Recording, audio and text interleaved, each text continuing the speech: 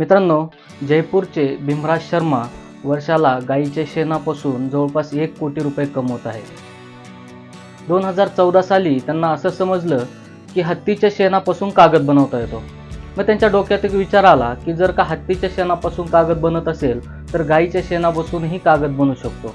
सुरुवातीला त्यांच्या या कल्पनेवर नातेवाईक, मित्र ते हसले, परंतु त्यांनी निश्चय केला होता. भीमराज शर्मा यांनी 2017 साली त्यांच्या मुलीच्या लग्नासाठी साठवलेले 30 लाख रुपये गुंतवून गौकृती नावाने एक कंपनी स्थापन केली. सुरुवातीला त्यांना भरपूर अडचणी आल्या. त्यांनी गायीच्या शेणापासून कागद बनवला, परंतु तो तितका टिकाऊ नव्हता. परंतु त्यांनी प्रयत्न सोडले नाही आणि शेवटी त्यांच्या प्रयत्नांना यश आलं. त्यांनी एक दर्जेदार आणि टिकाऊ कागद बनवला. मित्रांनो, आता त्यांच्या कंपनीची वार्षिक उलाढाल ही 1 कोटींपेक्षा जास्त आहे.